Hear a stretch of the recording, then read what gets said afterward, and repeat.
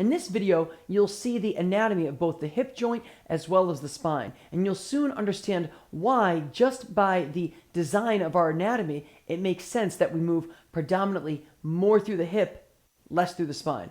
On the right-hand side, you'll see the ball and socket hip joint. So the ball and socket hip joint is a very stable joint. It is not only designed for a ton of stability, but also, too, an immense amount of mobility. So the hip joint is both stable and mobile. In contrast, these are vertebra. Now, vertebra are the bones which make up the spine. Now, vertebra sit on top of discs. More or less, they float on top of discs, and everything is more or less loosely connected through ligaments. The vertebra themselves, sitting on top of discs, aren't necessarily that stable. And compared to the ball and socket hip joint, they're not nearly designed for the amount of mobility. So the spine on the whole should not be as mobile, and it is definitely not as stable as the hip joint. So this basically goes to show that based on our anatomical design, we should predominantly be moving more through the hip and less through the spine.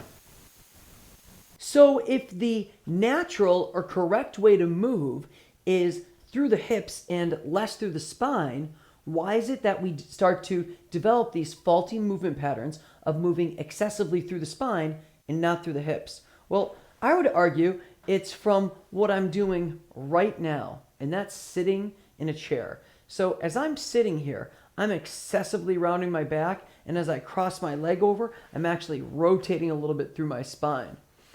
In sitting, if I need to grab something from the side here, I move excessively through my spine. By simply slouching, I'm moving excessively through my spine. Or if I'm one of these people that likes to overarch my lower back, and I get into this habit, here I'm overextending my spine. The reality is, humans didn't evolve, or when we were designed, we didn't have these chairs or comfy sofas or cars or computer chairs, right? Instead, we were bending in good form. We were squatting in good form. We'd kneel on the ground. We'd sit cross-legged on the ground, and our spines were straight. So lots of sitting over the years, which really starts when we're babies, it leads to this tendency of moving excessively through the spine.